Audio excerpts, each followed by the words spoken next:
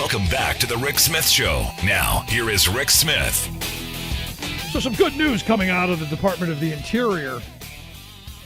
Looks like they've completed one of their environmental reviews.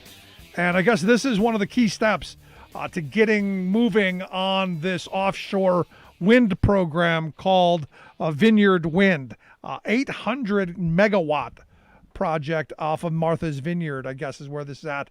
And look, these are the things that we need if we're going to get off the dirty stuff. The rest of the world way ahead of us. So if we can get this moving, good idea. Anyway, here to share some thoughts on how we change the world, how we save our climate, how we leave something for our children in the future. I've asked Mike Williams to come talk with us. Mike is the Deputy Director of the BlueGreen Alliance. Mike, thanks for taking time for us. Thanks, Rick. I appreciate it. It's a lofty introduction. I hope I live up to it. So let's start with the wind project here. This is, to steal a Joe Biden frame, a BFD. It is a BFD. It's pretty interesting, Rick. If I could boil it down in terms of just straight up jobs, let's set aside the clean energy portion.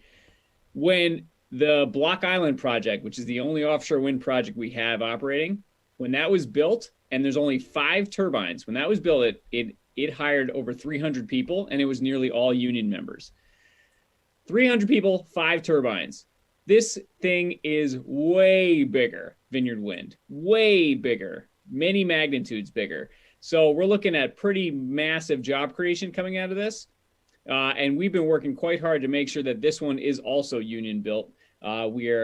We have some good signs that hopefully a project labor agreement can be signed to make sure that the building and construction trades in Massachusetts are the ones that are building that project, and that the operation and maintenance is going to be union as well. But it's all good stuff, Rick. And there's an interesting story about this too. In the previous administration, I don't know if you ever talked about that administration, Rick. Once or twice. They made a big thing about how, environmental review, it's the worst thing ever. We're not going to do environmental review on anything, especially oil and gas. Yeah, well, what's the one project they decided to do environmental review on? You guessed it. Offshore wind. Yep. They decided they want to do extra review on it. And so it's great to see the Biden administration moving forward properly, doing proper environmental review, which we need to do, right? But getting it done quickly, efficiently, so this thing can be built, so we can get some clean power on our grid and putting people to work. Yeah, I understand. If I listen to Trump right, if I remember, the former president's statements, it kills all the birds, and it causes cancer, and it's ugly. Those were his reasons why he was against it. Many people are saying, Rick, many people are no longer saying, because nobody cares what that guy thinks anymore. There you go. Now, your organization is a marriage between labor organizations and environmental groups, which I think is the perfect kind of marriage. We need to change the direction we're going in this country and rebuild our economy in great ways. So to have groups come together and figure out solutions to problems as opposed to just bombing each other, I think is a good thing. I understand the latest person to join on to the BlueGreen Alliance is the Painters Union, the International Union of Painters and Allied Trades. I'm curious, how painters can affect the climate and all of this. Is there because I saw that, I'm going, is there a way of painting something that would make the climate better? Did I miss this? Well, how is that? I'm going to start with the story, and then I'll give you some concrete examples. But so we did some work trying to spread the word, be evangelists of offshore wind, because of how many jobs it creates and the amount of clean energy we can get on the grid. And so we did a couple tours for union members and union leaders of that Block Island Wind project. And I was on a boat next to a leader from the Painters Union.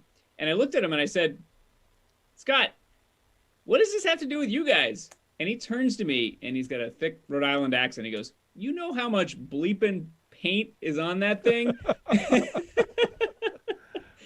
So it's a story. But honestly, there is a ton of connection with the painters and allied trades. So painting, glazing, coatings that go into energy efficiency retrofits. So when we're doing big changes of our building stock, making things more efficient and cleaner, the painters are right there.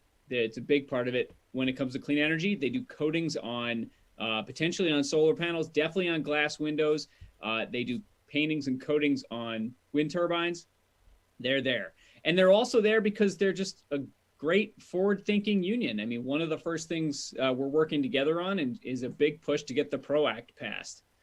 So working and getting the environmental movement to join forces with the labor movement to say, bigger, stronger labor movement in America is better for the climate. It's better for our environment. It's better for all people. So it was a good match, and we're really excited to have the painters aboard. No, I'm thrilled. And the reason I was so thrilled to see this is all we've been hearing lately, or at least all I'm getting from people is, Joe Biden's killing union jobs because of this environmental garbage.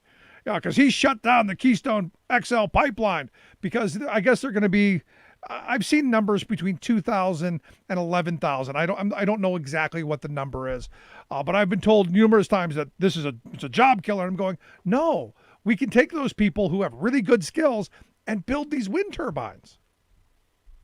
Yeah, and I don't want to set aside the pipeline jobs. Those are really good jobs. They all happen to be union, most of them. The unions who work in those fields did a great job organizing them. So I don't want to step on that at all. But to your point, there's a lot of work to be done, especially once we think about this next step in hopefully COVID recovery, and that's in a big infrastructure bill. And that's our biggest priority coming forward, is trying to get a massive investment in rebuilding our nation's infrastructure. Wind energy is part of that, but it goes way beyond that, Rick. So fixing all the infrastructure systems that we need to fix: roads, bridges, schools, public buildings, healthcare, hospitals, energy systems, waste systems, water systems, so on and so forth. It is way overdue. And honestly, the amount of jobs that would be created from a significant investment in this would be bigger than we've ever seen before if we do this right. And so, yeah, I mean, and that's the thing. President Biden, he ran on the pipeline, and saying that he wasn't gonna go forward with it, but he also ran on a massive investment in infrastructure, and that's hopefully what we're gonna hear real soon from him, the Build Back Better plan. And we've been working with Congress and are pushing the administration to step on it, to say, let's go. We want to revel in getting the bill passed, the COVID relief bill passed that just happened this week, and the House is going to pass it tomorrow, hopefully, get to the president's desk. But the next step has to come right away. We need a big investment in infrastructure. No, there's no question. And here's the thing, Mike. We've needed it for a number of years. This isn't new. I mean, we just spent 4 years of every week being infrastructure week and not getting any infrastructure built.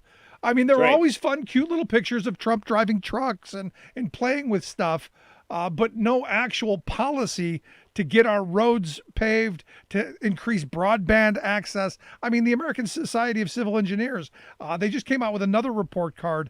What are we at? A D, D plus, D minus? What? C minus. C minus. We moved up to a C minus. We have apparently improved to a C minus, I think, thanks to some states who have been investing in these systems and just needing to fix some things because things were literally falling apart.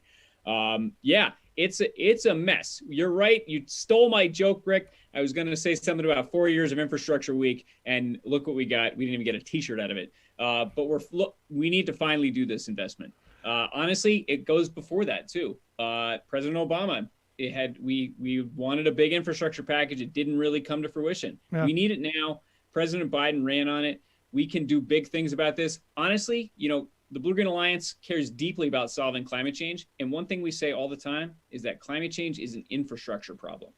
It's an infrastructure problem because we have pollution that comes from our infrastructure systems, and we can make those systems better, cleaner, more efficient, but we need to invest in them. And guess what happens when you do that, Rick? You create and retain tons of jobs. Right. That can't be outsourced. And that's one of the important parts of this. But here's the thing. I mean, these are simple solutions to a lot of stuff. And I go back to when my kids were smaller years ago. We've had solar panels on our house for years, And they now go, Dad, why don't all roofs have solar panel? Why doesn't the local mall or the Walmart, why don't they have solar panels there? And that's a good question because kids get it. Their school has a giant solar array, yet there's so many missed opportunities because we don't have visionary leadership. And I'm hoping with an infrastructure bill, we're not going to do something that rebuilds a 1950s infrastructure, that we're going to actually look forward to the 21st century. Oh, we have no choice. We have no choice, Rick. If we try to do that, one, we'll be wasting our time and money. Two, we'll be setting ourselves up to be behind competitively from our global competitors. We need to invest in infrastructure also to save American manufacturing. We need to do this so that we can have cutting edge, innovative manufacturing, whether we need to try to get advanced battery manufacturing in the country. We need to make sure to upgrade our steel mills, our cement kilns, and to make them consistently better. And so, yeah, you're exactly right. This is exactly what this country needs at this moment. And it's what we need, not just for our economy to try to tamp down on economic inequality, but also to take on the climate crisis. Now, wasn't it GM who just recently came out and said, I think within a couple of years, they're going to move to all electric vehicles? All electric. Yep. And for me, those can again, all be built here. Yeah, and this is fabulous. I'm thrilled to hear it. But here's the problem. It's an infrastructure problem to move to them because where are you going to recharge? We still have an entire infrastructure built around, pulling up to the gas station and sticking that nozzle in your tank. That's right. You're exactly right. So I drive a Chevy Bolt, Rick. So a union-made electric car, and I had to do a 2.5-hour drive to and fro about a year ago. This is before COVID, so it was like the before times, back when you'd go to meetings. I was actually going to a meeting about offshore wind with the ironworkers, and I took my Bolt, and on the way back, I had to stop somewhere because we didn't have the infrastructure. There wasn't a proper charging station on the highway, right off the highway. Thankfully, my state is investing in that, and that has now been rectified. So if I went now, I easily could have popped off, charged, and gotten back on. But we need way more of that across the country. No, I mean, we need to have it much more accessible and everywhere. I mean, just like your local gas station, there's got to be a charging station if we're going to move to that, because we're not going to get away from cars. As much as I'm a big supporter of public transit, as much as I love trains, I don't know that Americans are going to give up their cars. We need all of it, honestly, Rick. I mean, we're a huge country. I mean, we need all of it. In the big urban areas, we need really good, high quality public transit, something that hasn't, honestly, again, been invested in at a major scale that needs to be. We need small public transit in smaller areas, even rural areas, buses and such. You look at the state of Vermont, they actually do a great job investing in public transportation, rural little Vermont. They got these little buses that go everywhere. But even with that, yes, we do need cars. Americans need to get around. We're a big rural country in a lot of places. So it's exactly right. And we need the infrastructure to be able to do this right. And we can do it right. Yeah, let me ask you kind of the last area I want to get into, because, all this stuff comes back down to the politics. And I know you guys are not a political organization, but at the end of the day, this comes down to what can get passed. Politics is all about what's possible. I look at the PRO Act and I say the labor movement desperately needs to reform, 70 years of ossificated labor law that swung the pendulum of power to the employers and away from workers. We need visionary infrastructure, but yet we've got an antiquated Senate who seems to be hell-bent on getting nothing done. How do you see this going forward with the needs we have as a country and as a globe with a system like we have in the Senate? Yeah, I'd add one more on that, Rick, too, is our democracy. Our democracy is in peril. I don't know if you saw the state of Georgia decided to roll back voting rights basically today. They took away no excuse absentee. It's terrible. So the other piece of that is we need democracy reforms. And you're right. The Senate is a blockade. And you're right, BGA, we're a non-partisan organization, although we did endorse a candidate for the first time in our history last year, which happened to be Joe Biden. But to your question, I think going forward, what we need to do is continue to press these issues forward, take it to our senators, and so they see that this has to happen, and hopefully we can make way with some reasonable folks across both aisles And if not, honestly, they heard some interesting things from Senator Manchin, the king of the Senate, this weekend. I don't know if you heard those too, Rick, I did. but basically him saying that, he doesn't want to eliminate the filibuster, but maybe there should be some pain involved to make it back to a talking filibuster. That's what I said from the beginning. I said, if you want to filibuster, you take yourself onto the floor and you hold the floor. If it's that important, nothing moves until you're done talking. This idea that we can just stop things and nobody know who or how or why is ridiculous. It's terrible. It's terrible. And it's something, and it has stopped progress for decades because of that. And so it's time that we stop stopping progress and actually put forward a Senate that it admits that we're a democracy and allows for democratic progress to happen. And so it's something where I think, if these issues come to the floor of the Senate, we're going to have to fight it out. And then hopefully, hey, you know what, Rick? I'll be an eternal optimist here. Hopefully 10 Republicans decide that, labor law reform does need to be changed. We do need a $4 trillion investment in infrastructure. We do need to deal with the climate crisis. And you know what? We do need to fix our democracy and get people more voting rights and more voting access. I hope that happens. But guess what? It's the Senate, and they'll probably disappoint us. So I hope that we keep that option in mind and make it so it's a painful filibuster rather than just a. No, I'm right there with you. Because here's the thing. I mean, infrastructure used to be one of those things that was nonpartisan.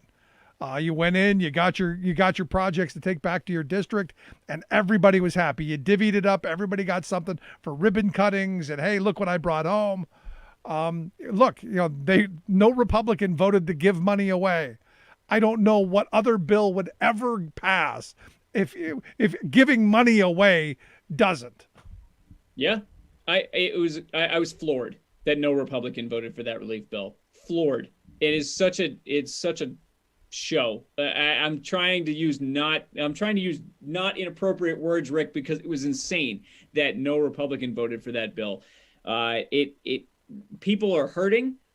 People have been screwed through no fault of their own, and Congress and the president finally stood up and finally put forward something that's actually going to fix some things and help people out. And they had the gall to play games with it and say no. And I'm so glad we were able to hammer it through. It was a big win, and you take the win when you get it. But Mike, I appreciate the time and the thoughts. Keep up the great work there at the BlueGreen Alliance. I hope people check out the website, bluegreenalliance.org. We'll get links out on social media. Mike Williams, appreciate the time. Thank you, Rick. Good stuff. Let's take a quick break. Right back. Stick around. You're listening to The Rick Smith Show, where working people come to talk. Remembering that united we bargain, divided we beg. Rick Smith.